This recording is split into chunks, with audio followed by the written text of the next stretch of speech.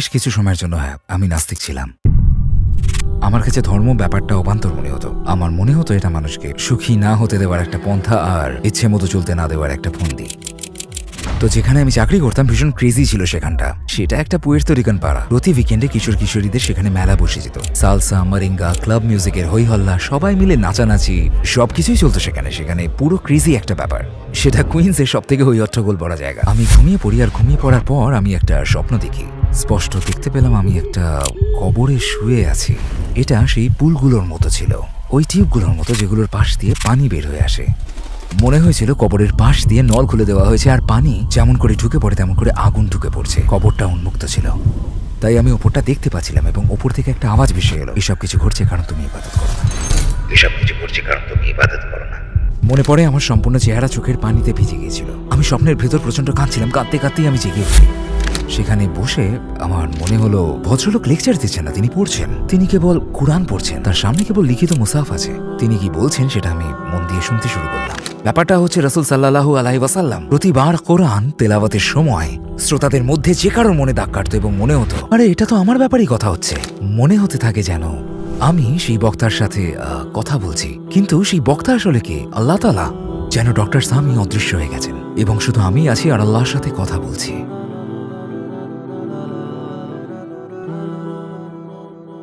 আসসালামু আলাইকুম ওস্তাদ নোমান আলী খান, আপনাকে আমাদের মাঝে পেয়ে টুয়ার্ডস ইটার্নিটি পরিবার অত্যন্ত আনন্দিত। এখানে এসে আমারও বেশ ভালো লাগছে। ওয়ালাইকুম আসসালাম ওয়া রাহমাতুল্লাহি ওয়া বারাকাতুহু। প্রথমে আমি সেই চিরায়ত প্রশ্নটি করতে চাই, নোমান আলী খান কে? মাঝে মাঝে মনে হয় আমিও জানি না। এই প্রশ্নে আমার নতুন উত্তরটা হবে একজন আমৃত্যু শিক্ষার্থী। আমার মনে হয় আমার শেখার প্রতি একটা নতুন ভালো লাগার সৃষ্টি হয়েছে। সবার মতো আমারও অনেকগুলো দিক আছে। আমি বোকাশোকা একজন মানুষ। আমি শিশুদের ভালোবাসি। আলহামদুলিল্লাহ আমার চমৎকার একটি ছোট্ট ছেলে আছে, পরিবারের নতুন সদস্য। ইদানিং তাকে নিয়ে ব্যস্ত আছি। আপনি একসময় নাস্তিক ছিলেন, এ কথা কি সত্যি? কিছু সময়ের জন্য আমি নাস্তিক ছিলাম। ধর্ম আমার কাছে অবান্তর মনে হতো। আমার মনে হতো এটা মানুষকে সুখী না হতে দেওয়ার একটা পন্থা আর ইচ্ছে মতো চলতে না দেওয়ার একটা ফন্দি।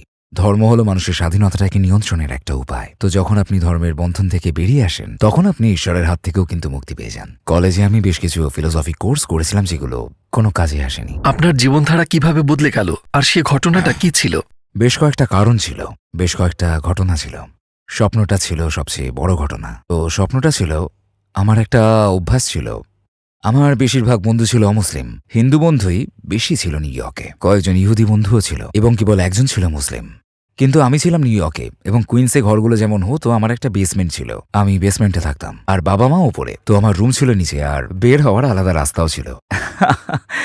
আর যখনই কোনো পার্টি থাকতো আমি চুপি চুপি বেরিয়ে যাওয়ায় এক্সপার্ট হয়ে গেছিলাম। আর বুঝলেন তো, সেই পুরনো উপায়, বালিশ রেখে আর সেটা চাদর দিয়ে ঢেকে আমার শেপ দিয়ে দিতাম, ফ্যান চালু রাখতাম, এই সেই। তো এই সমস্ত কিছু করে আমি একটা পার্টিতে গেলাম। আমি রাস্তায় প্রায় 2-3টে পর্যন্ত বাইরে ছিলাম। আমি চুপি চুপি ঘরে ঢুকে পড়ি। আমি আগে ধরাও পড়েছি, আমি ধরা পড়েছি, মার খেয়েছি, তবে খুব সিরিয়াস কিছু না আর কি। কিন্তু আপনি জানেন পাকিস্তানিরা কেমন মারতে পারে, এটা আপনার সাইনাস ঠিক করে দেবে। কিন্তু এবার আমি পুরোপুরি পার পেয়ে গেলাম। আমি ঘরে ঢুকলাম আর খুব খুশি ছিলাম যে বাহ বেঁচে গেছি। বুঝলেন তো, কর্তৃপক্ষ মানে বাবা মায়ের থেকে। পরে ঘুমিয়ে পড়লাম, আর যখন ঘুমিয়ে পড়লাম এই স্বপ্নটা দেখি। পরিষ্কার দেখতে পাই আমি আমার কবরে শুয়ে আছি এবং এটা ছিল, আপনি দেখেছেন হয়তো, ওই পুলগুলো বা ওই টাবগুলোর মতো যেগুলোর পাশ দিয়ে পানি গড়িয়ে আসে। মনে হচ্ছিল যেন কবরের পাশ দিয়ে নল খুলে দেওয়া আছে এবং সেখান থেকে আগুন গড়িয়ে পড়ছে ঠিক যেভাবে পানি গড়িয়ে পড়ে। কবরটা খোলা ছিল, তাই আমি ওপরে দেখতে পাচ্ছিলাম এবং ওপর থেকে একটা আওয়াজ বলে উঠলো, এসব কিছু ঘটছে কারণ তুমি ইবাদত করো না। মনে পড়ে আমার সম্পূর্ণ চেহারা চোখের পানিতে ভিজে গিয়েছিল। মানে আমি স্বপ্নের ভেতর কাঁদছিলাম, কাঁদতে কাঁদতে আমি জেগে উঠি। আর তারপরে যতটুকু মনে আছে আমি সেটা ফলো করি, অজু করি, এরপর সালাত আদায় করা শুরু করি। এবং আমার ঝাপসা মনে পড়ে যে সালাত ছিল 5 ওয়াক্তের। আমার ঠিক মনে ছিল না যে কত রাকাত বাকি। আপনি সালাত আদায় করছিলেন না? আমি অনেক লম্বা সময় ধরে সালাত আদায় করিনি, প্রায় 4 বছর ধরে আমি সালাত আদায় করিনি। মূলত যখন থেকে আমরা এখানে আসি মাঝে মাঝে আমি একমাত্র জুমার সালাত আদায় করতাম, কিন্তু জুমা স্কুলের সময় হতো, তো আমি সেটাতেও যেতাম না। তো একমাত্র যেই সালাতে আমরা যেতাম সেটা হয় ছুটির দিনে, না হয় যদি ঈদ হতো, এবং আমার বাবা নিয়ে যেতেন। এছাড়া আমি মসজিদের ভেতর উকিও মারতাম না। এমন একটা স্বপ্ন দেখবো ভাবিনি, এরকম একটা অনুভূতি হবে সেটাও আশা করিনি। কিন্তু হঠাৎ করেই আমি সালাত আদায় করতে শুরু করলাম এবং এরপর আমার মনে আছে সেই সালাতে আমি সাজদায় পড়ে আছি আর কেবল কাঁদছি। এভাবেই ঘুমিয়ে পড়ি আর এভাবেই জাগি। সেই বন্ধুদের সাথে ঘোরাফেরা বন্ধ করে দিই। ওরা বলে কি হয়েছে তোমার, এমন কেন হয়ে গেছে, অদ্ভুত আচরণ কেন করছো। আমি সবাইকে এড়িয়ে চলি। তখন আমি সোজা বাড়ি যেতে শুরু করি, প্রতিদিন সোজা বাড়ি যেতে থাকি। তারপর যখন সেমিস্টার শেষ হলো, বুঝলেন, আমার মনে পড়ে যে আমার একটা চাকরি ছিল একটা স্প্যানিশ পাড়ায়, স্প্যানিশ জাংশন বলে। যখন আমি চাকরিতে ছিলাম, খুবই ক্রেজি ধরনের চাকরি ছিল। এটা ছিল একটা পুয়ের্তো রিকান পাড়া। প্রতি উইকেন্ডে কিশোর কিশোরীদের মেলা বসে যেত সেখানে। সালসা, মরিঙ্গা, ক্লাব মিউজিকের হইহল্লা, সবাই মিলে বেশ নাচানাচি, সবকিছুই চলতো সেখানে। পুরো ক্রেজি একটা ব্যাপার। এটা ছিল কুইন্সের সবচেয়ে ক্রেজি এরিয়া। আমি ওখানে একটা কাপড়ের দোকানে কাজ করতাম। তাদের বিশেষত্ব ছিল যেমন, মূলত আমরা এটাকে বলতাম থাগ ওয়ার। 90-এর দশকে পোশাক আশাক ছিল বেশ ঢোলা জিন্স এবং কালকার্নি বুটস। আচ্ছা। সেখানে এই সমস্ত বিক্রি হতো, বুঝলেন। আমি সেই দোকানে কাজ করতাম এবং যখন সালাতের সময় হতো, আমি দৌড়ে শু এরিয়ায় যেতাম, জুতোর গুদামে, এবং দ্রুত গিয়ে সালাত আদায় করে নিতাম। আসলে সময় হতো, আবার যেতাম। আসছি যাচ্ছি আমি নিয়মিত সালাত আদায় করতে শুরু করলাম। আমার সহকর্মীরা প্রায় সবাই ছিল হিসপ্যানিক। তারা আমাকে নোমান ডাকতো না, আলী ডাকতো। যেমন, ইয়ো আলী, কি করছো ভাই, এমন অদ্ভুত কাণ্ড কেন করছো, আরে তুমি আমার দিকে তাকাচ্ছ না কেন। আমি ইবাদত করছি, ব্যাখ্যা দিতে হতো। আরে ভাই, তুমি কি বলছো, মানে ঈশ্বরের সাথে কথা বলো। আচ্ছা, তুমি কি তাকে আমার প্রমোশনের কথা বলতে পারো, বেতন বাড়াতেই হবে। তো এমনটা ছিল। তারা এই ব্যাপারে নানান প্রশ্ন করতে শুরু করলো। আমি ইসলাম সম্বন্ধে কিছু জানতাম না, কিন্তু আমার বন্ধুরা, ডমিনিকান, পুয়ের্তো রিকান, কিউবান প্রতিবেশী বন্ধুরা, সহকর্মীরা, তারা বলতো, তাহলে কি আমি জাহান্নামে যাব? আমি বলতাম, আমি জানি না, তুমি শুয়োরের মাংস খেতে পারবে না, তাই না? তো আমি এখন সেটাই খাচ্ছি, কেমন লাগছে তোমার এটা দেখে? তারা এই সমস্ত কাণ্ড কারখানা করত। তো সালাত আমার জীবনের একটা অংশ হয়ে উঠল, কিন্তু আমার মনে হয় না আর সেটা সত্যিকার অর্থে অন্যান্য সঙ্গীর চাইতে সেটা উত্তম ছিল। এইটা কেবল শুধু সালাতই ছিল, তবে অন্তত পক্ষে এটি তুলনামূলক ভালো সঙ্গী ছিল। অন্তত খারাপ সঙ্গ থেকে দূরে থাকতে পারতাম। এরপর কলেজ শুরু হলো এবং এবার প্রথমবারের মতো অমুসলিম বন্ধুদের জায়গায় বেশ কিছু বন্ধু হলো যারা মুসলিম। কিন্তু আমার মুসলিম বন্ধুরা আমাদের কলেজ ক্যাম্পাসের সবচেয়ে বড় পার্টি অ্যানিমাল ছিল। তো তারা আমার আগের বন্ধুদেরই মুসলিম ভার্সন ছিল। এরা ছিল জাস্ট নাম খাওয়াসি মুসলিম। আমার অপরাধবোধ খানিকটা কমলো, কেননা এরা মুসলিম, যদিও নামাজ পড়ে না। কিন্তু আমার সালাত নিয়ে এদের কোনো মাথা ব্যথা নেই। এই ব্যাপারটা ছাড়া এটা ছিল অনেকটা এমন যে আমি আগের জায়গাতেই ফিরে গেছি। শুধু সালাতটা আছে। তাদের মধ্যে কেউ একজন আপনাকে সম্ভবত রমজানে কোরআনের একটি দাওরায় নিয়ে যান। এরপর আপনার কোরআনের প্রতি ভালোবাসা শুরু হয়। সে আমাকে পরিচয় করিয়ে দিয়েছিল। ওমর, ওর নামটা আমি বলতে চাই। ওর নামটা হলো ওমর বেগ। লোকে এখন তোমার পুরো নাম জানে ভাই। আচ্ছা, ওর সাথে আমার যোগাযোগ আছে এবং ওকে আমি আমৃত্যু ভালোবাসবো। কারণ ও খেয়াল করেছিল আমি কোরআন শেখার জন্য চেষ্টা করছি। আমার কাছে সব সময় ইউসুফ আলীর কোরআন অনুবাদ থাকতো, আমি সেটা পড়তাম। আমার কাছে ভীষণ কঠিন লাগতো, কিন্তু তাতেও আমি পড়তাম, নোট নিতে থাকতাম, কারণ আমার কাছে আর কিছু ছিল না। আর সে বলল, তুমি কোরআন শিখতে চাও, একটা আয়োজন চলছে। সে ওই এলাকাতে থাকতো না, যদিও। সে বলল, চলো গিয়ে দেখে আসি। আমাকে সেখানে নিয়ে গেল। এটা ফ্ল্যাশিং এর মুসলিম সেন্টারে ছিল, কুইন্সে।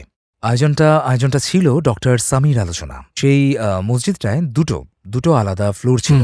একটা ফ্লোর ছিল 20 তারাবির এক্সপ্রেস ট্রেন, যেমনটা বেশিরভাগই।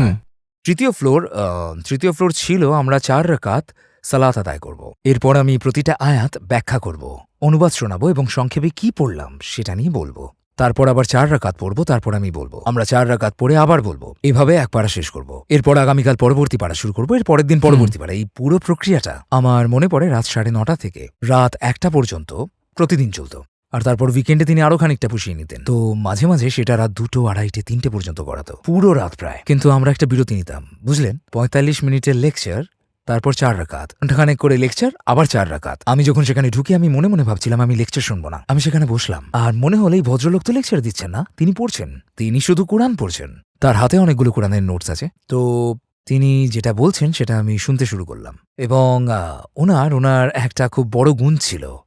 যেমন আপনি আমাকে লেকচার দিতে শুনছেন, আমি একটা শব্দ নিয়ে বলি, আমি একটা বাক্য নিয়ে বলি, তিনি এমনটা করতেন না। তিনি আয়াতগুলো পড়ছিলেন, তারপর তিনি আয়াতগুলোর অনুবাদ করছিলেন। কিন্তু যখন তিনি আয়াতের অনুবাদ করছিলেন, তিনি অনুবাদটাকে পড়ছেন না, তিনি অনুবাদটাকেই বক্তব্য হিসেবে রাখছেন।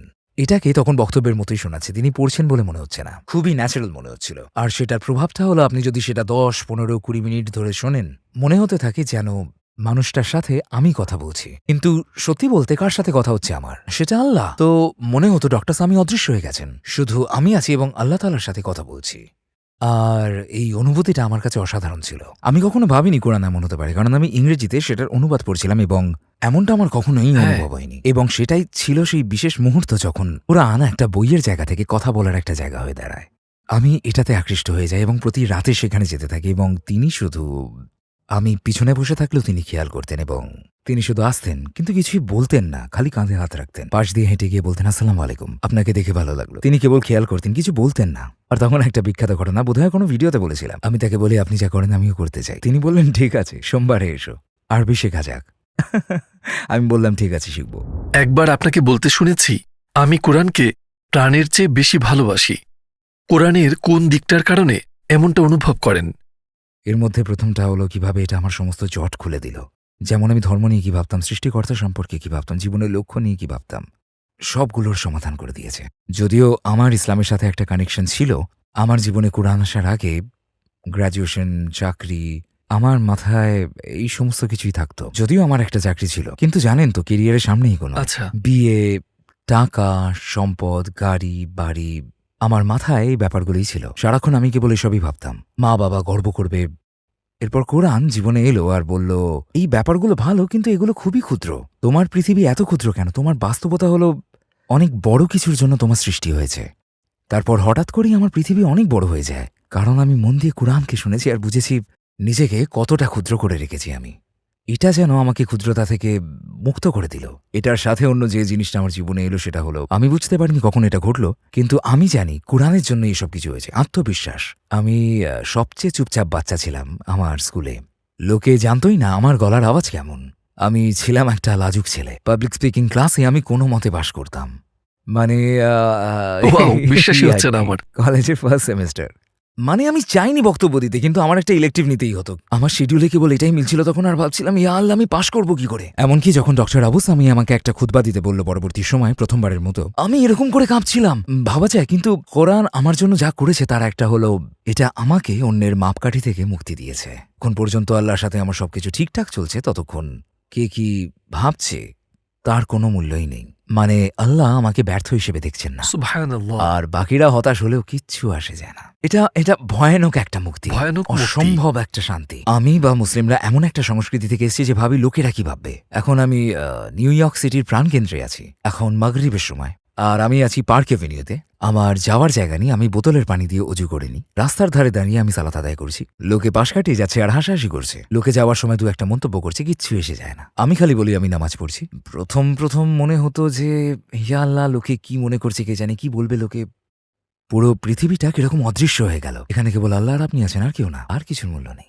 আমার কোরআনকে ভালোবাসার পেছনে একটা অংশ ছিল এটা। এটা আমায় যেভাবে মুক্তি দিয়েছে। আর একটা জিনিস যেটা আমাকে কোরআনের প্রেমে ফেলেছে সেটা হলো, কোরআনের দরজা ধরে আমার মনে হতো আমি কোরআন পড়ছি না, যেন কোরআন আমাকে পড়ছে। আল্লাহ আমার সাথে ব্যক্তিগতভাবে কথা বলছেন। আমি কি এতটা গুরুত্বপূর্ণ যে আল্লাহ আমার সাথে সরাসরি কথা বলবেন এবং অনুভব করাবেন তিনি ব্যক্তিগতভাবে কথা বলছেন? আমি তো কেউই না, আমি আত্মবিশ্বাসী না, আমি জনপ্রিয় কেউ না, আমি সফল কেউ না। কেন আল্লাহ আমার সাথে কথা বলবেন? কেন আমি গুরুত্বপূর্ণ হব? আমার মনে হতো আমার সাথে এইভাবে কথা বলে আল্লাহ আমাকে অসম্ভব গুরুত্ব দান করছেন কোরআনের মাধ্যমে এভাবে কথা বলে। তাই এটা একই সাথে আমাকে বিনয়ী এবং আত্মবিশ্বাসী হতে শেখায়। সুবহানাল্লাহ। তো আপনি বলছিলেন আপনি স্কুলে যাচ্ছিলেন, ফুল টাইম জব করছিলেন, হ্যাঁ। কিন্তু তারপরেও আরবি শেখার সময় বের করেছেন। হ্যাঁ, আপনি কিভাবে এটা ধরে রাখলেন? এটা ডক্টর সামির জন্য। এটা ছিল, আমি এই মানুষটাকে কোরআনের প্রত্যেকটা কথা অনুভব করতে দেখেছি। তারপর তিনি আমাকে কোরআনের কথাগুলোকে অনুভবও করাতেন, আর আমার মনে হতো তিনি যেমনটা অনুভব করছেন সেটা আমারও করতে হবে। এই যে কানেকশনটা আমি ধরে রাখতে চাই, আমি তার ওপর নির্ভরশীল হয়ে থাকতে চাই না। কিতাব থেকে তিনি এইগুলো কিভাবে বের করতেন, এবং আমি বুঝতে পারলাম যেহেতু অনুবাদ নিয়ে আমি এরই মধ্যে স্ট্রাগল শুরু করেছি, আমার এই সরাসরি কানেকশনটা প্রয়োজন। তো আমার মাথায় এই ধারণাটা ঢুকে গেল যে আল্লাহর সাথে আমায় সরাসরি কথা বলতে হলে আরবি আমার প্রথম সিঁড়ি হবে। এটা আমি আর কারোর উপর ছেড়ে দেব না, এটা আমার প্রয়োজন। আমার মনে হয়েছিল যদি কোরআনকে হারিয়ে ফেলি, আমি আল্লাহকে হারাবো। যেহেতু আপনার সৃষ্টিকর্তা নিয়ে একটা ধারণা থাকতে পারে, তাই না? এবং বিভিন্ন ধর্মেরই সেটা আছে। এমনকি দর্শনের দিক দিয়ে আপনি বলতে পারবেন যে একটা শক্তি রয়েছে, এই মহাবিশ্ব। এই মহাবিশ্ব, বা জানেননি তো, কিছু একটা আছে, কোনো একটা সত্তা বা কোনো বস্তুর অস্তিত্ব আছে। মানুষ একে বিভিন্ন নাম দেয়, কিন্তু কোরআন শুধু সৃষ্টিকর্তার অস্তিত্বের কথা বলেন না। সত্যি বলতে ব্যাপারটা শুধু তার অস্তিত্বের নয়, কিন্তু তিনি আপনার সাথে সরাসরি যোগাযোগ চান। তিনি চান আপনি তাকে সেভাবেই জানেন যেভাবে তিনি আপনার কাছে পৌঁছতে চান। হ্যাঁ, আমি তার সম্পর্কে দর্শন তৈরি করার চাইতে, আমি তার অস্তিত্ব তিনি কি চান সেই সম্পর্কে তত্ত্ব তৈরি করার পরিবর্তে কি করছি আমি এখানে, তিনি আমাকে বলছেন, অনেক ভালোবাসার সাথে তিনি বলছেন, বুঝলেন? তো অনেকেই বলে যে সৃষ্টিকর্তার সাথে তার আত্মিক সম্পর্ক রয়েছে, এই জায়গায় ফিতরাত কাজ করে, সেটা আপনার থাকতে পারে, কিন্তু আমার জন্য আমি জানি না কোরআন যা করে সেটা অন্য কিছু কখনো করতে পারবে কিনা, রাইট? যখন আল্লাহ একে বলছেন, বুঝলেন, কোরআনে আমার প্রিয় আয়াতগুলোর একটা লাওয়াহতাসিমু বিহাবলিল্লাহ, সূরা আল ইমরানে, তোমরা আল্লাহর রজ্জুকে আঁকড়ে ধরো। এখানে কোরআনের কথাই বলা হচ্ছে, কারণ এর এক প্রান্ত রয়েছে আল্লাহর হাতে এবং অন্য প্রান্ত আমাদের হাতে। আবার কোরআনের অন্য জায়গায় লেখা আছে ওয়াতাসিমু বিল্লাহ, সূরা আল হজে, আল্লাহকে আঁকড়ে ধরো। এবং এই দুটো আয়াত, আল্লাহর রজ্জুকে আঁকড়ে ধরো, আল্লাহকে আঁকড়ে ধরো, মনে হয় যেন দুটো একই জিনিস। আপনি সত্যি আল্লাহকে আঁকড়ে ধরতে চান, তাহলে আল্লাহর রজ্জুকে আঁকড়ে ধরতে হবে। তিনি এদেরকে সমর্থক করে বলেছেন। এমন অনেক মানুষ রয়েছেন যাদের জীবন আপনার উসিলায় সম্পূর্ণ বদলে গেছে, এবং আপনার যাদেরকে মনে আছে এদের মধ্যে কে আপনার হৃদয়কে সবচেয়ে বেশি স্পর্শ করেছে? এটা মুসলিম বা অমুসলিম যে কেউই হতে পারে, যারা আপনার কাছে এসে কিছু বলেছে। একটা ঘটনা ঘটেছিল, আমি কোপেনহেগেনে পড়াচ্ছিলাম, এবং এই এক বাবা ও তার মেয়ে অনেক দূর থেকে আমার ক্লাস করতে আসতেন। ওনারা, সেই মেয়ে একজন তরুণী, তিনি কলেজ থেকে গ্র্যাজুয়েশন করেছেন। তারা দুজনেই আমার বক্তব্য শুনলেন। তো তারা এলেন এবং কোর্স করলেন। ভীষণ চমৎকার একজন ভদ্রলোক, এবং অনেক অনেক অনেক দোয়া করলেন, অনেক অনেক দোয়া করলেন আমার জন্য। কথা ছিল আমি 6 মাস পর ফিরে আসব এবং ফলো আপ ক্লাস করাবো। তো আমি ফলো আপ ক্লাস করাতে এসে দেখলাম কন্যা আছে, কিন্তু তার বাবা নেই। তিনি আমার কাছে এলেন এবং তিনি আমার হাতে একটা জায়নামাজ তুলে দিয়ে বললেন, আমার বাবা ইন্তেকাল করেছেন, কিন্তু মৃত্যুর আগে পর্যন্ত তিনি আপনার লেকচার শুনতেন, তিনি আপনার জন্য দোয়া করতেন, এবং এই উপহারটি আপনার জন্য কিনেছিলেন, যেটা দেবার সুযোগ ওনার হয়নি। আর আমি শুধু কি যে এমন কিছু মুহূর্ত আসে, আমি জানি আমি এসবের যোগ্য না, আমি জানি এমন চমৎকার কিছু মানুষ আছেন, এমন অনেক অসাধারণ কিছু মানুষ রয়েছেন। এই তো আমার হোয়াটসঅ্যাপ গ্রুপে, মানে আমার টিমে কিছু মানুষ আছেন যারা আমার কাজগুলো অনুবাদ করেন, এবং কেউ সেগুলো তুর্কি ভাষায় অনুবাদ করেছেন। তার মধ্যে একজন আছেন যিনি ভূমিকম্পে তার ঘরবাড়ি হারিয়েছেন, এবং তারপরেও তিনি অনুবাদ করে গেছেন যখন তার থাকার জায়গা ছিল না, একজন স্বেচ্ছাসেবী হিসেবে।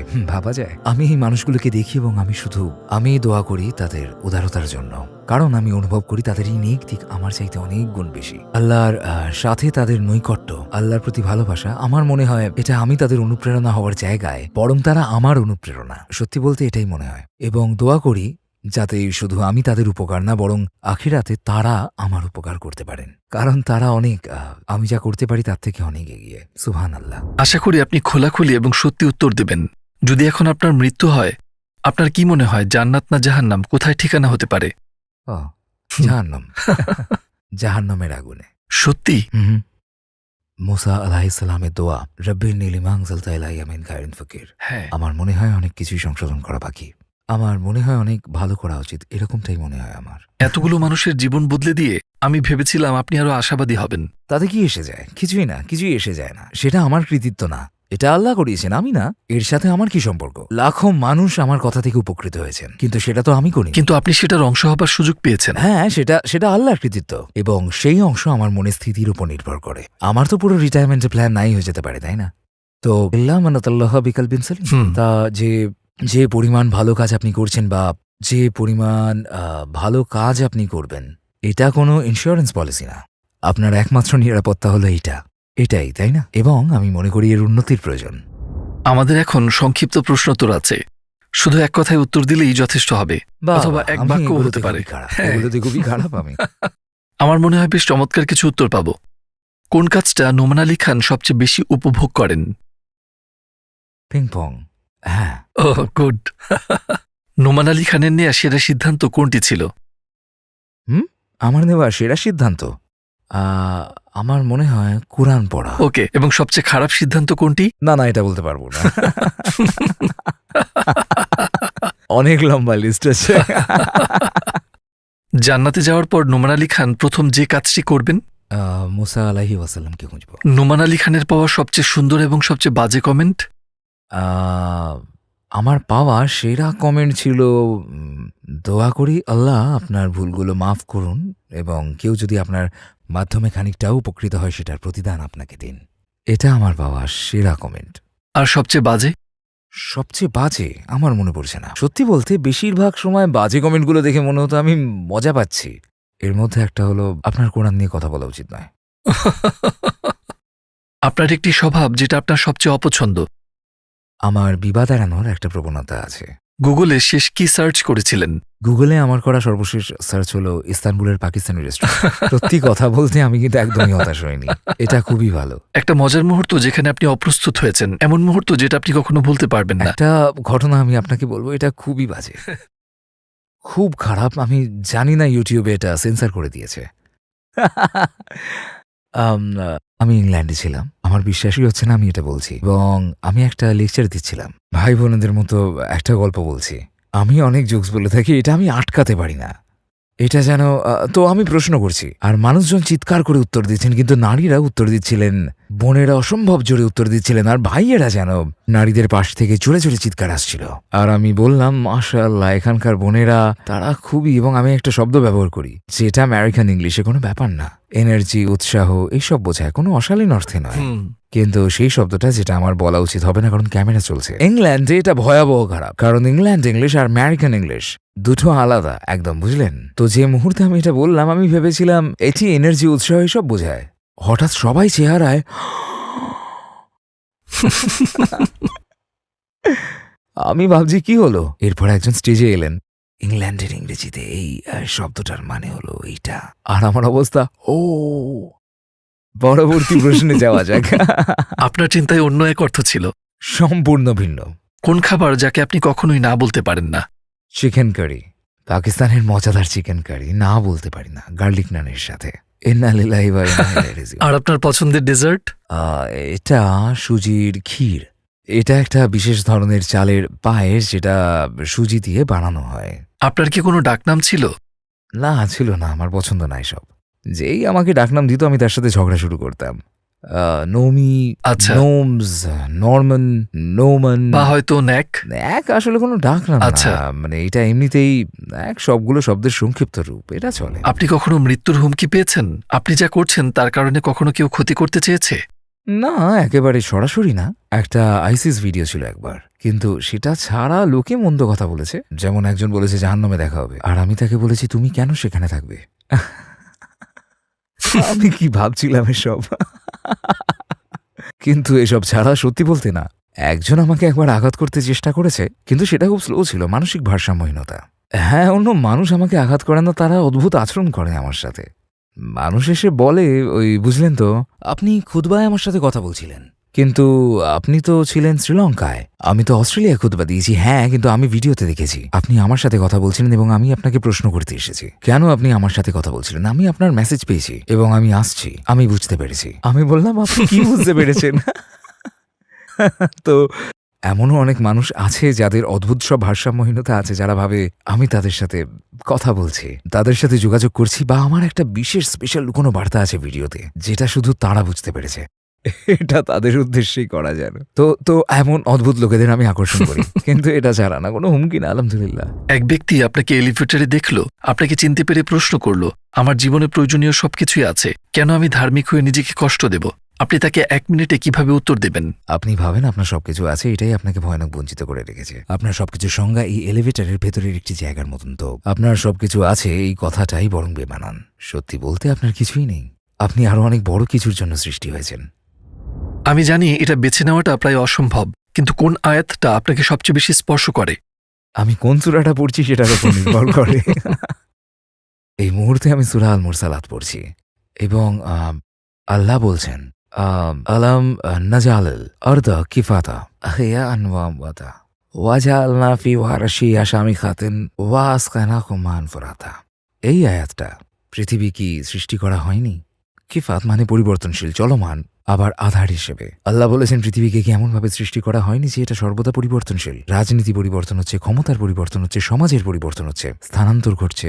আহইয়ান ওয়া আমওয়াতা, সমাজের সৃষ্টি হয় এবং সমাজ ধ্বংস হয়ে যায়। এবং জালনা ফিহা রাওয়াসিয়া, এবং আল্লাহ বলছেন পাহাড়ের সৃষ্টি করা হয়েছে, তাই না? শামিখাতিন, উঁচু পাহাড়।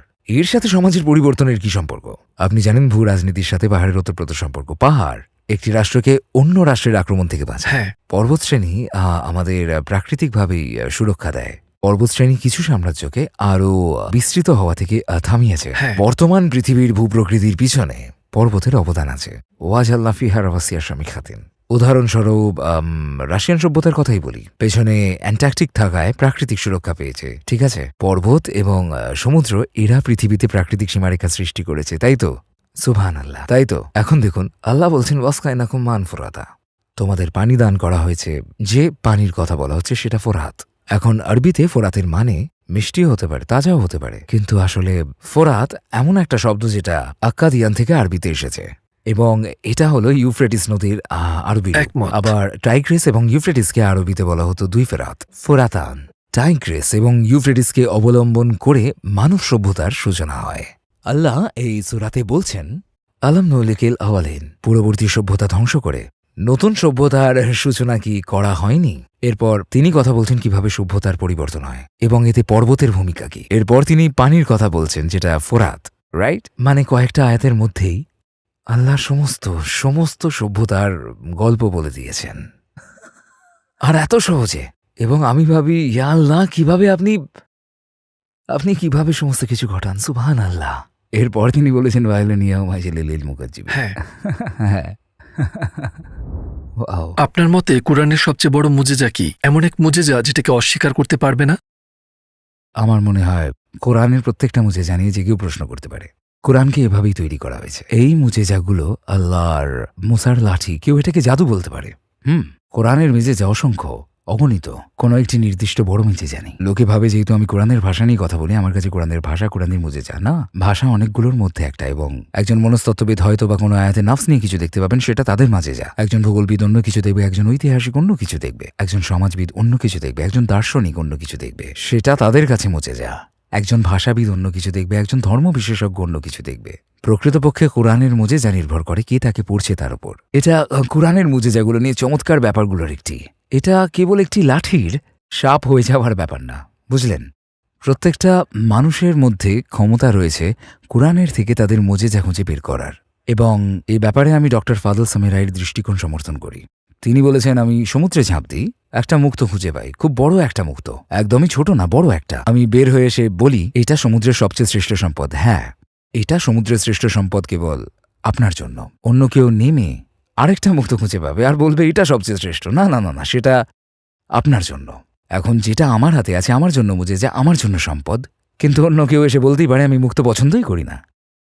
সেটা কি সম্ভব নয়? তো আপনার থাকতে পারে, কেউ বলতে পারে কোরআনের একটা বৈজ্ঞানিক মুজেজা আছে, অন্য কেউ বলবে না, এটা স্পেশাল না। কেউ হয়তো ভাষার কথা বলবে এবং বলবে না, এটা স্পেশাল না। তারা অস্বীকার করার কারণ খুঁজে বের করবে। আমি বলছি না তাদের অস্বীকার করাটা বৈধ, কিন্তু যখন কেউ অস্বীকার করতে চায়, তারা যে কোনো কিছুই অস্বীকার করতে পারে।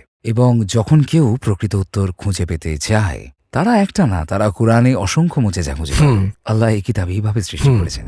যদি আপনার নিজের 17 বছরের সত্তার সাথে কথা বলার সুযোগ হতো, তাকে কি বলতেন? শেখাটাকে আরও সিরিয়াসলি নাও, এটা প্রথম পয়েন্ট হতে পারে। দ্বিতীয়ত, সীমারেখা টানতে শেখো। অনুমান করে নিও না, তাদের সুযোগ দিও, কিন্তু কারোর কাছ থেকে ক্ষতির সম্ভাবনার ব্যাপারে উদাসীন থেকো না। পৃথিবীতে আরও সতর্কতার সাথে চলবে। পৃথিবী অসংখ্য ভালো মানুষ এবং অসংখ্য খারাপ মানুষে পূর্ণ, এবং অসংখ্য মানুষ যাদের উদ্দেশ্য সৎ, যারা তাদের সৎ উদ্দেশ্য সত্ত্বেও অনেকখানি ক্ষতি করে বসে। তো মানুষের ব্যাপারে অতি সরল হয়েও না। যখন আপনি রাসূল সাল্লাল্লাহু আলাইহি ওয়াসাল্লামের ব্যক্তিত্ব দেখেন, তার কোন ব্যাপারটা আপনাকে সবচেয়ে মুগ্ধ করে? ভিন্ন ভিন্ন সব ব্যক্তিত্বের মানুষকে অনুপ্রাণিত করার তার যে ক্ষমতা, যেমন সাহাবরা, আমরা তাদের একটি দল হিসেবে ভাবি, সেটা কিন্তু সত্যি নয়। তারা ভীষণ মেজাজি মানুষ ছিলেন, তারা সহজাত নেতা ছিলেন। সেখানে এমন মানুষ ছিলেন, জানেন তো, দ্বিধাগ্রস্ত, চুপচাপ এবং ইন্ট্রোভার্ট আর এক্সট্রোভার্ট। আবার যারা বুদ্ধিজীবী টাইপ বা আবেগী টাইপ, সমস্ত ধরনের ব্যক্তিত্ব। এবং তিনি শুধু তাদের সবাইকে অনুপ্রাণিত করতেই সক্ষম নন, তিনি তাদের সবাইকে কাঁধে কাঁধ মিলিয়ে কাজ করাতেও, একে অপরকে ভালোবাসাতেও সক্ষম। এটা রাসূল সাল্লাল্লাহু আলাইহি ওয়াসাল্লামের সবচেয়ে অসাধারণ দিক, যে তিনি মানুষের মধ্যে এমন বন্ধনের সৃষ্টি করেছিলেন যেটা কিনা পুরো পৃথিবীকে বদলে দিয়েছিল। যদি রাসূল সাল্লাল্লাহু আলাইহি ওয়াসাল্লাম এই মুহূর্তে এই কক্ষে প্রবেশ করতেন সামনের দরজা দিয়ে, তাকে আপনি কি বলতে চাইতেন? আমি হয়তো মরেই যেতাম, হয়তো বলতাম আমি দুঃখিত, হয়তো আমি কথা হারিয়ে ফেলতাম। আমার মনে হয় না আমি কিছু বলতে পারতাম, সত্যি বলছি আপনাকে। কারণ আমি মনে করি রাসূল সাল্লাল্লাহু আলাইহি ওয়াসাল্লাম কোরআনের ভার উঠিয়েছিলেন। সেই ভার তিনি সমর্পণ করেছেন আমাদের। আমরা যা কিছু করার চেষ্টা করি না কেন, আমি জানি এটা যথেষ্ট নয়। যে মানুষটা আপনাকে দায়িত্ব দিয়ে গেছেন, তার সাথে আপনি কিভাবে দেখা করবেন? আলাইহিস সালাতু ওয়াসসালাম। তো যদি আপনি সুযোগ পান, রাসূল সাল্লাল্লাহু আলাইহি ওয়াসাল্লামের জীবনের কোন দিনটি চাক্ষুষ দেখতে চাইবেন? হোদাইবিয়ার সন্ধি। রাসূল সাল্লাল্লাহু আলাইহি ওয়াসাল্লামকে প্রশ্ন করা হচ্ছিল, উন্মাদ বলা হচ্ছিল এবং সমস্ত মক্কা কুফা তাকে ভুল বলছিল ১৩ বছর ধরে।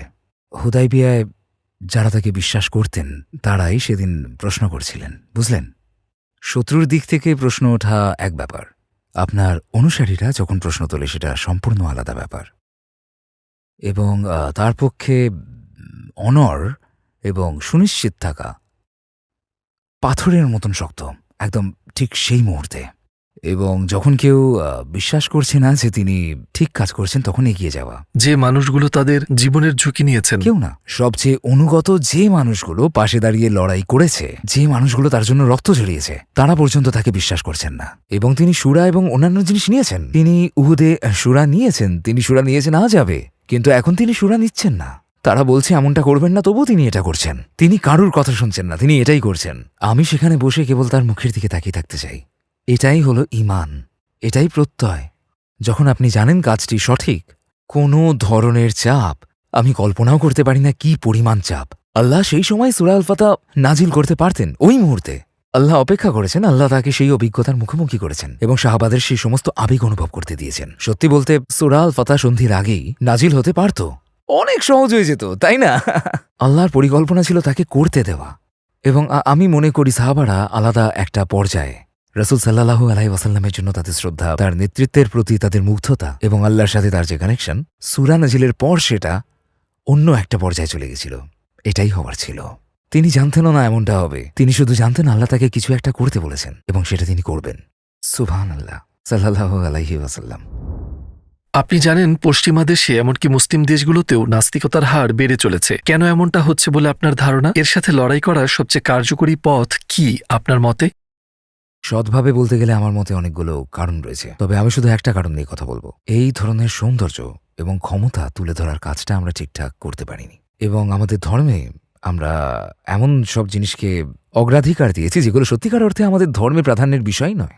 এবং সত্যি বলতে, যদি বেশিরভাগ সময় আমরা আমাদের ধর্ম নিয়ে বোকার মতন কথা বলতে থাকি, আর নিজেকে যদি আমি একজন নাস্তিকের জায়গায় দাঁড় করাই, এক বাচ্চা ১৬ বছর বয়সের এক তরুণের জায়গায়, এবং সে ভয়ানক হাস্যকর কিছু কথা শুনছে এবং তার যৌক্তিক প্রশ্নগুলোর বিপরীতে কোনো যৌক্তিক উত্তর সে শুনতে পাচ্ছে না, এর ফলে সে এই ধর্ম থেকে দূরে সরে যাচ্ছে। আমরা কি সত্যি তাকে দোষ দিতে পারি? আমি তো পারবো না। তো জানেন তো, আপনার প্রচেষ্টা, আরও অনেকের প্রচেষ্টা, আলহামদুলিল্লাহ, যারা এর বিরুদ্ধে লড়ছেন, আমাদের দায়ীকে বুঝতে হবে। আমরা এখানে সবাইকে সবকিছুকে রক্ষা করতে আসিনি, আমরা সত্যকে রক্ষা করতে এসেছি, যার মানে দাঁড়ায় অন্য যে কোনো সময়ের চাইতে কঠোরভাবে আমাকে বিশ্বাসের সত্যটা খুঁজে বের করতে হবে। প্রত্যেক দায়ীকে সবার আগে এই বিশ্বাসের ছাত্র হয়ে যেতে হবে, যাতে তাদের বলা প্রত্যেকটি বিষয় জ্ঞানের সাথে সম্পর্কিত থাকে। যদি তারা না জেনে থাকেন, তারা যেন সহজভাবেই বলেন আমি জানি না। কারণ যখন আপনি জ্ঞান ছাড়া কথা বলবেন, আপনার মনে হবে ধর্মকে রক্ষা করছেন, আপনি পরিস্থিতি আরও খারাপ করছেন, আপনি কুতর্কে জড়াচ্ছেন, আপনি দুর্বল যুক্তি দিচ্ছেন, মিথ্যা দলিল দাখিল করছেন, যেটা আবার খণ্ডন করা হচ্ছে। সত্যিকার অর্থে আপনি খণ্ডিত হচ্ছেন, ইসলাম নয়। কিন্তু নাস্তিকের জন্য ইসলামের বিভাজন ঘটছে এবং দোষটা আপনার, কারণ যুক্তি প্রদর্শনের কাজটা আপনি ঠিকঠাক করতে পারেননি, রাইট? তাই প্রতিটি ছোট ছোট ঘটনা ধরে আমাদের জানতে হবে। মুখ খোলার আগেই আমাদের সত্যিকারভাবে জানতে হবে কি বিষয়ে কথা বলছি। এবং মিথ্যা আত্মবিশ্বাস থাকলে চলবে না। প্রত্যেকটা বিষয় গবেষক হয়ে যান। ইসলামকে সুন্দরভাবে, গভীরভাবে, বুদ্ধিমত্তার সাথে উপস্থাপন করুন। আপনি যদি সহজ ভাষাও ব্যবহার করে থাকেন, সেই সহজ ভাষার পেছনে পাহাড় সমান জটিল গবেষণা আপনার থাকতে হবে। নাস্তিকতার উত্থান আমার কাছে নিজেদের কাজটা ঠিকঠাক করতে না পারার সবচেয়ে বড় প্রমাণ। এটাই, নাস্তিকতা আকর্ষণীয় কিছু না। যদি আপনি জানতেন আপনার যে কোনো একটি দোয়া কবুল হবে, তবে সেটা কি হতো? আর রব্বানা তাকাব্বাল মিন্না ইন্নাকা আনতাস সামিউল আলিম। হ্যাঁ, কারণ কেননা এই দোয়াটার একটা, এটা যা বলে তার চেয়ে বেশি কিছু বোঝায়। তো আল্লাহ যদি আমার নেক কাজগুলো কবুল করে নেন, এটা কখনোই ঘটবে না যদি না তিনি আমার গুনাহগুলো মাফ করেন। কারণ আমার নেক কাজগুলো কবুল করার পরের ধাপই হচ্ছে নেক কাজের পুরস্কার দেওয়া। কিন্তু আমার যদি শাস্তি পাওনা থাকে, আমি পুরস্কার পেতে পারি না। এবং আমি জানি আমার চেষ্টা, আমার কাজ, আমার নেক কাজ, আমার সালাত, আমার ইবাদত, সব কিছুতে ভুল থাকবেই। এগুলোতে অবশ্যই ভুল থাকবে এবং ইবাদতের বাইরেও আমার আরও অনেক গুনাহ থাকবে। কিন্তু তিনি যদি আমার কাছ থেকে কবুল করে নেন, আমার কাছে সেই স্বীকৃতি থাকে, আর সেটাই তো আসার জায়গা, তাই না? যে আমাদের রবের কাছে আমরা গ্রহণযোগ্য হব। যদি আপনাকে সুপার বোল কমার্শিয়ালে 1 মিনিট দেওয়া হয় মানুষকে কোরআন সম্পর্কে বলার জন্য, তাদের আপনি কি বলবেন? এই ব্যাপারে একটু ভাবতে হবে। ওই 1 মিনিট মুখ খোলার আগে আমাকে সম্ভবত দিনের পর দিন ভাবতে হবে। কিন্তু সংক্ষেপে যেহেতু এটা সুপার বোল এবং হয়তোবা আমেরিকা একে দেখছে, হ্যাঁ, আমি আদম সম্পর্কে এবং যিশুর ত্রাণকর্তা হওয়া নিয়ে কথা বলবো, কারণ এই দুটো অংশ খ্রিস্ট ধর্মতত্ত্বের কেন্দ্রীয় বিষয়। আমি বলবো, আপনি কি কোরআন জানেন? যিশু, আদম এবং শয়তান নিয়ে কথা বলে, এবং বাইবেল নিয়ে এমন সব তথ্য দেব যেগুলো আপনি জানেন না। এর চেয়ে একটু বেশি বলতাম, কারণ 1 মিনিট হাতে আছে, কিন্তু আমি এই গল্পগুলোকে নিয়ে অনেক বেশি ভাবতাম, তারপর এর থেকে একটি অংশ নিতাম যেটা ছুঁড়ে দিতাম আমেরিকান খ্রিস্টান দর্শকদের দিকে। আমার মাথায় তাৎক্ষণিক যেটা আসছে সেটা হলো, আদম অভিশপ্ত ছিলেন না, তিনি পৃথিবীতে শাস্তি পেতে আসেননি, তিনি ভেঙে পড়েননি, তাই আপনিও ভঙ্গুর নন। কিভাবে সেটা আপনাকে আমি দেখাতে এই পারি। ব্যাপারে আমার একটা প্রশ্ন আছে, কিন্তু একটা সংক্ষিপ্ত উত্তর চাইবো। আপনার কি মনে হয় 2.3 বিলিয়ন খ্রিস্টান সবচেয়ে বড় কোন মানসিক বাধার কারণে ইসলাম কবুল করতে পারছেন না? মুক্তি। এটা ট্রিনিটি নয়, এটা মুক্তি বা পরিত্রাণ। পরিত্রাণের ধারণাই প্রকৃতপক্ষে খ্রিস্ট ধর্মের ধারণা, এবং এর মানে সম্পর্কে তাদের একটা ধারণা আছে, কারণ ধারণাটা এভাবেই তুলে ধরা হয়েছে। প্রায় আমরা ভাবি কোরআন খ্রিস্ট ধর্মের বিরুদ্ধে যায়, এটা একটা অতি সরলীকরণ। কোরআন খ্রিস্ট ধর্মে ভুল ব্যাখ্যা দেওয়া ধারণাগুলোকে নিয়ে কথা বলে। এটা বোঝানোর জন্য আমার 2 মিনিট লাগবে। কোরআনে মুশরিকদের কথা আছে এবং আহলে কিতাবের কথা আছে, কিন্তু আমরা জানি কিতাবরা আবার মুশরিক, ঠিক আছে? তাদের সরাসরি মুশরিক কেন বলা হয় না? কেন? কারণ মুশরিকরা বলে 5 জন ঈশ্বর রয়েছে, বা ঈশ্বরের একজন কন্যা রয়েছে, এরম অনেক কিছু। এটা শিরক, কারণ তারা একাধিক ঈশ্বরে বিশ্বাস করে। যদি খ্রিস্টানদের জিজ্ঞেস করেন কতজন ঈশ্বরে বিশ্বাস করেন, তারা কি উত্তর দেবে? 1, কিন্তু 3? না, তারা 3 বলবে না, তারা বলবে 1। তারা একজনই বলবে আমি ঈশ্বরে বিশ্বাস করি। তারা কখনো বলবে না আমি ঈশ্বরদের বিশ্বাস করি, বলবে ঈশ্বরে বিশ্বাস করি। কিন্তু তারা ভুল ব্যাখ্যা দিয়ে ঈশ্বরকে 3 জন বানায়। বুঝুন ব্যাপারটা, মুশরিকরা বলে একজনের অধিক ঈশ্বর আছে, অপরদিকে খ্রিস্টানরা বলে ঈশ্বর একজন। কিন্তু আমি একে এভাবে ব্যাখ্যা দিই। তাই মুশরিকদের এবং খ্রিস্টানদের শিরকের মধ্যে পার্থক্য হচ্ছে তারা নিজস্ব ব্যাখ্যা দিয়ে শিরকে জন্ম দিয়েছে। বেশ বড় পার্থক্য আছে। এটা হলো সরাসরি শিরক, আর এটা হলো ব্যাখ্যার মাধ্যমে শিরক। কোরআন কি করে? কোরআন ওই জায়গাগুলোকে দেখিয়ে দেয় যেখানে তারা একটা বিষয় নিয়েছে এবং তার ভুল ব্যাখ্যা দিয়েছে, এরপর এটা একই জায়গা থেকে শুরু করে এবং তার সঠিক ব্যাখ্যা দেয়। একটা উদাহরণ দিচ্ছি। তারা বিশ্বাস করে শুরুতেই ঈশ্বর ছিলেন, তারপর এসেছে শব্দ লোগোস, ঠিক? আর যিশু হচ্ছেন ঈশ্বরের শব্দ। আর যেহেতু ঈশ্বরের শব্দ শাশ্বত, তাই ঈশ্বরের শব্দ যেহেতু যিশুও তেমনি শাশ্বত। এটা হচ্ছে ঠিক লেগোস লজিক। লেগোসের আরবি শব্দ কি? কালিমা, তাই না? কোরআন কি ঈসা আলাইহিস সালামকে কালিমা বলেছেন? হ্যাঁ, এটা তাদের সম্পূর্ণ ধর্মতত্ত্বের শুরুর জায়গা, এবং কোরআন ব্যবহার করেছে খুবই বিপজ্জনক। কিন্তু তখন তিনি বলেন আল্লাহর কালিমা হল কুন ফায়াকুন। শব্দটাকেই শাশ্বত, এবং আরও কিছু বানানোর পরিবর্তে সেই শব্দের অর্থ হলো যখন সৃষ্টিকর্তা কিছু বলেন সেই শব্দ অস্তিত্বের সূচনা করে। তো সেই শব্দ মাঝে যা হয়ে দাঁড়ায় শাশ্বত সত্তা হওয়ার পরিবর্তে বা ঈশ্বরের অংশ অথবা এমন কিছুর পরিবর্তে, আল্লাহ একই লেগোস নিয়ে ব্যাখ্যার দিককে পাল্টে দিয়েছেন, এবং আল্লাহ এটা বারবার করেছেন। তিনি এটা কুমারী মেরির ঘটনায় করেছেন, তিনি এটা যিশুর ঘটনায় করেছেন, তিনি এটা আদমের ঘটনায় করেছেন। খ্রিস্ট ধর্মকে সম্পূর্ণ বাতিল না করে এর এই সমস্ত বিকৃতির পয়েন্টগুলোকে নিয়ে সেগুলোকে সুন্দরভাবে পরিবর্তন করে দেওয়া হয়েছে। এটা এত চমৎকার একটা কাজ করে, যদি আপনি খ্রিস্টান ধর্মতত্ত্ব নিয়ে পড়েন এবং কোরআন বিষয়গুলোকে নিয়ে কি করছে সেটা পড়েন, হতবাক হয়ে যাবেন। আমি আদম আলাইহিসসালামের গল্প নিয়ে পড়াশোনা করেছি। ওল্ড টেস্টামেন্টে আদম আলাইহিসসালামের বিষয়ে খ্রিস্টানদের ওল্ড টেস্টামেন্টের ব্যাখ্যা মতে আদম আলাইহিসসালামের বিষয়, ইহুদিদের ওল্ড টেস্টামেন্টের ব্যাখ্যা মতে আদম আলাইহিসসালামের বিষয়, এবং কোরআনে আদম আলাইহিসসালামের বিষয়। এবং কোরআনে এটা একটা গল্প, এটা বাইবেলে এবং খ্রিস্টান ব্যাখ্যা এবং তার ইহুদি ব্যাখ্যা নিয়ে মন্তব্য করছে, এবং একই সাথে সমস্ত ব্যাখ্যাকে শুদ্ধ করছে, সবগুলোকে। কয়েক হাজার বছরের পড়াশোনাকে উল্লেখ করা হচ্ছে পয়েন্ট বাই পয়েন্ট সূরা আল বাকারার মাত্র কয়েকটি আয়াতে। এটা চমৎকার একটা ব্যাপার। আমি যদি আপনাকে উদাহরণ দিতে শুরু করি তাহলে অনেক বেশি সময় লেগে যাবে, কিন্তু খ্রিস্টান বিশ্ব কোরআনকে অনুভব করেনি। আর আমাদের দাবি হওয়া উচিত, সত্যি বলতে গাইজ, তোমরা বাইবেলকে অনুভব করনি, কারণ তোমরা কোরআনকে অনুভব করনি। চলো নতুন করে বাইবেলকে অনুভব করতে তোমাদের সাহায্য করা যাক। এটা খ্রিস্টানদের প্রতি আমার দাবি। চলো বাইবেল নিয়ে কথা বলা যাক। সবশেষে আপনি টুয়ার্ডস ইটার্নিটি নিয়ে কি বলবেন, এবং আপনার অভিজ্ঞতা কেমন ছিল? আমি মনে করি আপনারা অসাধারণ কাজ করছেন। আমি এটা মন থেকে বলছি। আমি মনে করি যে পরিমাণ আন্তরিকতা এবং শ্রমের সাথে মহানুভবতা নিয়ে কাজ করছেন, আপনাদের কাজেই সেটা বোঝা যায়। আমি দোয়া করি আল্লাহকে এ পর্যন্ত যতটুকু আপনারা অর্জন করেছেন, আপনাদের আগামীর অর্জনের সমুদ্রে সেটা যেন একটা ফোঁটা সমান হয় ইনশাল্লাহ।